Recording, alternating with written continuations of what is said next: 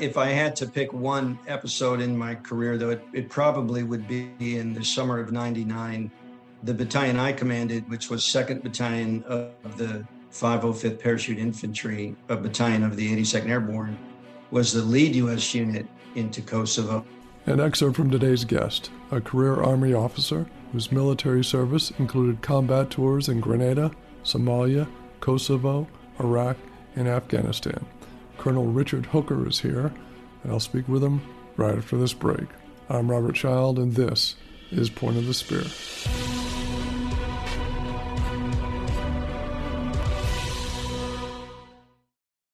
Welcome back. Today's guest's military service also included tours in the offices of the Chairman of the Joint Chiefs, the Secretary of the Army, and the Chief of Staff of the Army. A veteran of 3 tours with the National Security Council, he previously served as assistant professor at West Point, as the Army chair at the National War College, and as the dean of the NATO Defense College in Rome. His book is called The Good Captain, a Personal Memoir of America at War. And Colonel Richard Hooker joins us now. Colonel Hooker, welcome to the show. Good morning. It's great to be here. Thank you. Great to have you, sir. And the title of your book intrigued me. Why isn't it The Good Colonel instead of The Good Captain? Well, the title is based on an event or an episode that happened when I was a young company commander back in the mid-1980s. I was commanding Charlie 509, which was at that time the only airborne Pathfinder company in the Army. We had just finished a challenging field problem. We had conducted a night drop, road marched about 18, not I think, and ended up in the middle of an Alabama swamp. And the final part of the exercise was an escape and evasion course. And a young soldier was complaining to a young NCO in the swamp. I should note it was July in southern Alabama, so it's pretty hot. Yeah. And I'll paraphrase the soldier who said, I just hate this company. I hate the CO. I hate everything about this. And the young sergeant very earnestly said, you know, the captain, he's a good captain, and he's just trying to train you for war. So you need to shut up and move out. And in a long career with my fair share of accolades, I think that might have been the most memorable for me, the most meaningful accolade, sort of an unsolicited, from one of your sergeants, I think is as good as it gets. So I selected that as the title, and I thought it was a good one. I agree. Excellent story. Good, The Good Captain. And thinking about that over your 30-year career in the military, you joined in the post-Vietnam era, 1975, where our veterans were coming back and the country was pretty sick of war. What compelled you at that time in 1975 to enlist? Well, I was an Army brat, but actually, when I was a senior in high school, I had not contemplated a military career. My father served 3 tours in Vietnam as an infantry officer, and that was a tough experience, as you'll appreciate, on the family and on Army kids. But coming out of high school, the GI Bill offered an opportunity or a way for me to pay for college, perhaps a little bit of adventure and discipline thrown in. And without too much more thought than that, I just sort of embarked on what I thought would be a short 3-year enlistment to be followed by a college and then getting on with life. Somehow that turned into a 32-year career, and the rest is sort of history, as I think happens to many young soldiers. Yeah, they get in and they find that that's the life for them. And that's right. I can imagine. In your 30-year service, I was in college at the time, but there was conflict called Grenada, and I saw that in your background, and I wanted to ask you about that operation. I believe it was called Operation Urgent Fury that you were involved with. Right.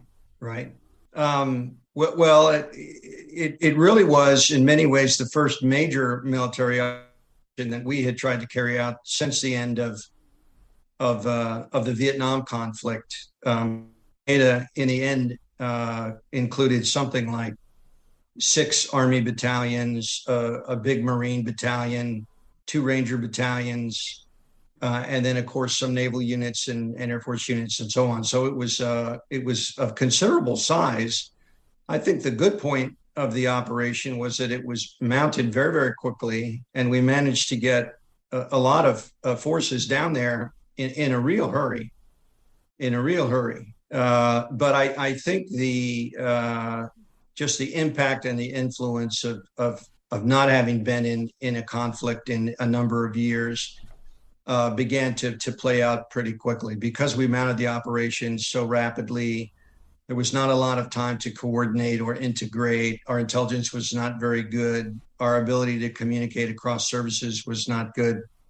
And we ended up losing a lot of soldiers, killed and wounded due to friendly fire, which is an indicator really of a low state of training. So ultimately, the operation was successful. We rescued hundreds of U.S. citizens, medical students from a really kind of a dangerous regime.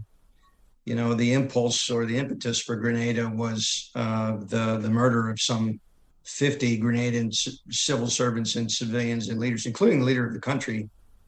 But you can't feel too good about the way that it was carried out. And I think in retrospect, it was a great learning opportunity. We identified a lot of lessons and we made some improvements that you could see, for example, 6 or 7 years later with the invasion of Panama, which was even more complicated, but really carried off in a much better way. Yeah, it's Grenada's in the public consciousness is all but forgotten. What you just mentioned that there were murders of some civil servants, but what, in your view, pushed it past the point of not being a special operation but boots on the ground? Why do you think so many troops went down? Well, I think there was some context. So the regime in Grenada was a socialist regime that had aligned itself with the Soviet Union.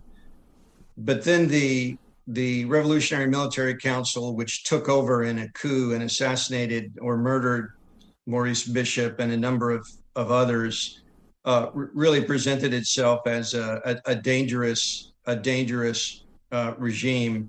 It had threatened to seize and hold American students to forestall an invasion. There was, I think, an idea that we did not want to allow the Soviets to establish a strong military base in the Caribbean. We know they were completing a large military airfield, the Point Salinas airfield. The decision to invade was actually made before the bombing of the Marine barracks previously, but I really think this all came together in President Reagan's mind and in the mind of his closest advisors, that it was really time to take some firm, decisive action. Of course, all of this was far above our pay grade. We were young officers trying to put this all together on the fly. But looking back, democracy was restored to the island. Grenada is flourishing and prosperous today, and I have no regrets about the operation. I think it was a good decision. I wish the execution had been a little better. And a follow-up on, actually my next question. You served post-Vietnam through the Gulf War. During that time, did you see changes in the way this country approached war in tactics and political maneuverings behind the scenes? I think the answer has to be yes. I think the Army and the military went to war in 1990 in the Gulf was arguably the best we have ever had. It was a big army and a big military. We had not downsized really following the end of the Cold War, so we still had some 18 divisions. It was what we call the CTC Army. So at that time, all units rotated through the combat training centers, which were very challenging and just excellent training. We were able to operate at the big unit level very, very well. So I think the military that went to the Gulf in 1990 was among the best that we've ever had. And then it was complemented by a leadership team that I think was first class. So President Bush, Senior Bush, perhaps the best qualified commander in chief, certainly in the 20th century, and maybe among the most qualified ever. Mm-hmm. Vice president for 8 years, former director of Central Intelligence, ambassador to China, and a combat veteran from World War II as a Navy pilot. Right, yeah. National Security Advisor Brent Scopes, really historians see him as perhaps the gold standard in that position. General Powell, maybe the most towering soldier statesman that we've had since Marshall. So it was an excellent team that understood what they were about. And I think the recipe or the blueprint for was absolutely right. So a clearly defined, simple mission that everyone could get behind, objectives, strong congressional support, strong support from allies, a big coalition. And then we went in overwhelming force. So the ground force, some 500,000 soldiers, the total force approaching 1 million, really just to eject the Iraqi army from Kuwait. So a big contrast from when we went back to Iraq in 2003 in many, many ways. Unfortunately, I don't think either Democratic or Republican administrations have taken those lessons to heart. So if you analyze or critique the Iraq and the Afghanistan campaigns, I think what you find is the same errors that we made in the Vietnam conflict, much to my regret. I hope you're enjoying this episode. You can also watch a video podcast excerpt from this episode on our YouTube channel. Next time, British historian and author Saul David will be here to talk about his book, Devil Dogs, King Company, 3rd Battalion, 5th Marines, from Guadalcanal to the shores of Japan. This was a brutal conflict in which these young men who were trying to do their best were pitched into an absolute maelstrom of horror, and how they got through it. And one of the key ways they got through it, which is apropos of the term Devil Dogs, and really the reason I followed just a single company, is because of this fellow brotherhood, this unit brotherhood that they felt that allowed them to get through it. Sledge is really interesting about this. He talks about the love they had for each other, which was as strong as it would be if it was your own family. And it was that sort of togetherness that got them through it. That's next time.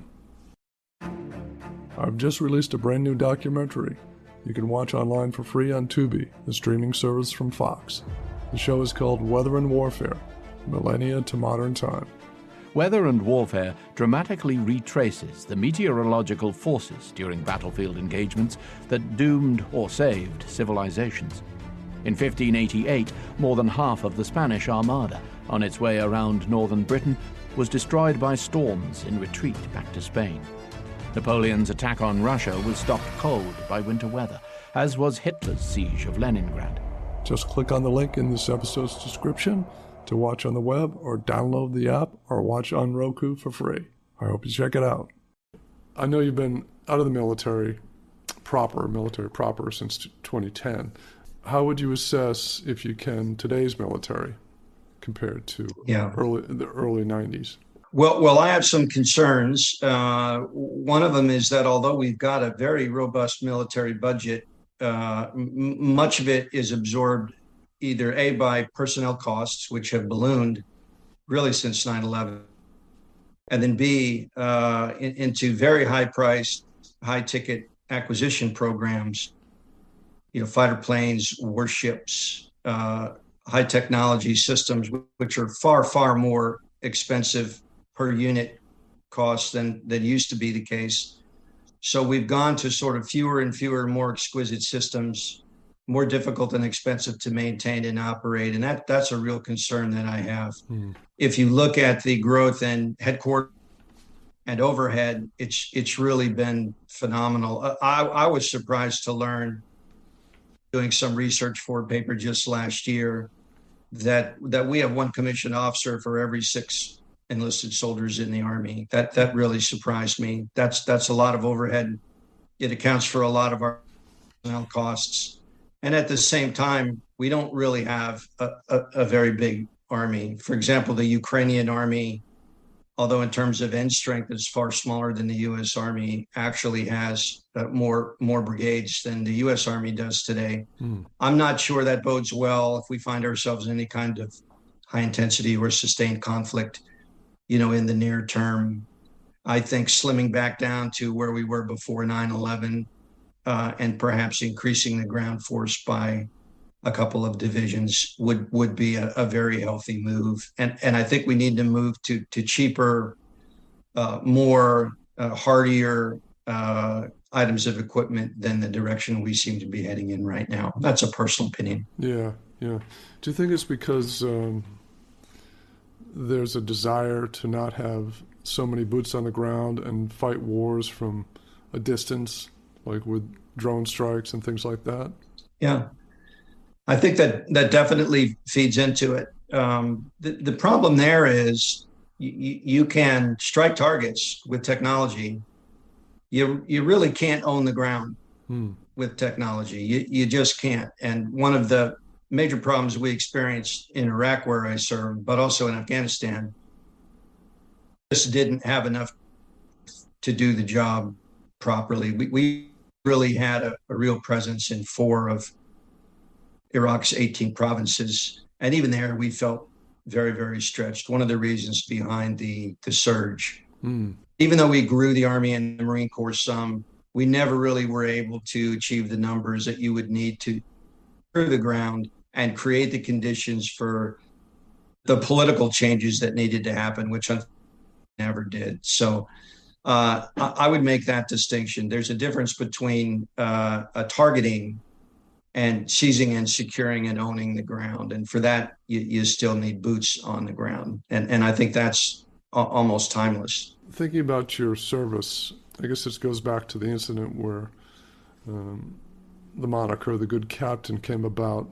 Is there a memory in your field service, commanding paratroops, that stays with you? There are almost, too many to recount. I'm sure. If I had to pick one episode in my career, though, it probably would be in the summer of '99. The battalion I commanded, which was 2nd Battalion of the 505th Parachute Infantry, a battalion of the 82nd Airborne, was the lead U.S. unit into Kosovo.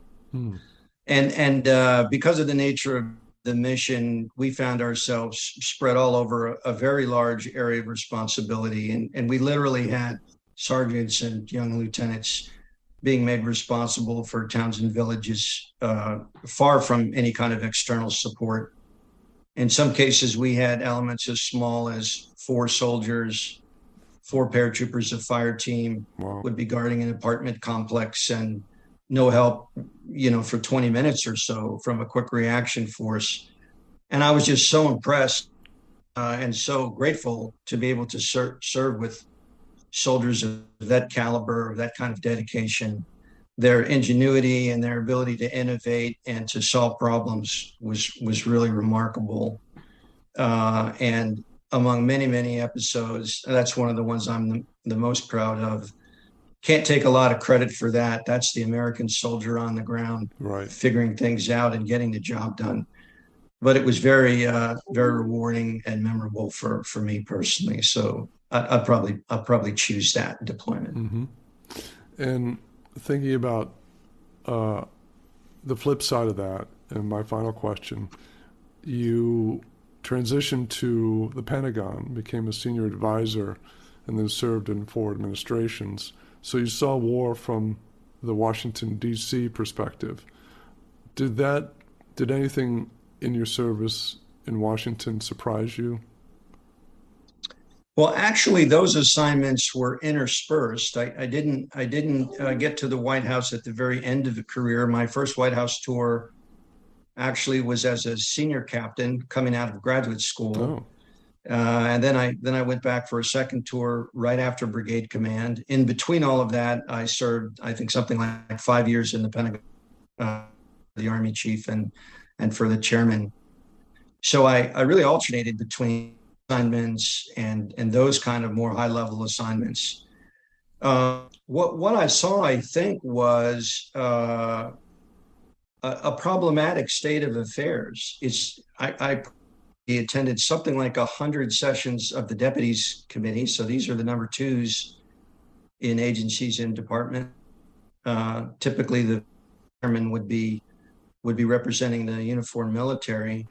And you have to always bear in mind that the civilian decision makers who are represented at the very top really don't have much of an understanding of the military, what it can and can't do, how it can be used, and the kind of guidance that it needs to operate and be successful. So it could be frustrating to hear civilian leaders say, "We need you to go in and problem." And of course, the military will say, "Exactly what problem, do you want fixed?" And the civilian leadership might say, "Well, we really need to make all this bad stuff go away." And translating, sometimes vague or aspirational goals into concrete military objectives that the military can wrap its arms around. You can't look back on the campaigns either in Iraq or Afghanistan and not be troubled. And I think there were a couple of basic issues or problems which contributed to those outcomes, which we also experienced, I feel, in Vietnam as well. And the first was that we made a decision, consciously or unconsciously, to, in a way, tie our success to inefficient and even corrupt regimes, which were themselves in part drivers of the conflict or the insurgency. And in all three of those cases, we convinced ourselves that we could fix the problem, and we threw enormous resources and a lot of time at them, but we were unable to get there. So that's number one. And then number two, we attempted to carry on a campaign against an adversary that fought from sanctuary, that was supported by outside forces that we couldn't really shut off. And so in all three cases, we experienced lots of battlefield success, very, very few tactical defeats. But in the end, the enemy was able to outlast us and in a way, claim the victory. I can't fault the units in the battle space that were fighting and carrying out operations, because I think in all three cases, they performed well. But those fundamental policy miscalculations, in the end, we were not able to overcome, and we did not seem to learn either from our experiences. So translating that fundamental disconnect into success on the ground was always going to be challenging. And then on top of that, we had a military, and particularly an army, that was very, very, very overstretched and found itself barely able to man the force, even at the level that we had in those two campaigns. So a fundamental mismatch in a way between our strategic aims on the one hand and the means available and how those means could be used on the other hand. Pretty basic strategic challenges that perhaps we didn't solve in an optimum way. And I hope we've learned those lessons and we apply them in the future, but they do seem to be recurring, don't they? They do. And hopefully some lessons will take root. The book is called The Good Captain, A Personal Memoir of America at War. Colonel Hooker, thank you so much for being on the show today. This has been great. It's a great pleasure. Thank you so much. You bet. That's it for this episode. Thanks so much for joining me. You can also watch a video podcast excerpt from this episode on our YouTube channel. Next time, British historian and author Saul David will be here to talk about his book, Devil Dogs, King Company, 3rd Battalion, 5th Marines, from Guadalcanal to the shores of Japan.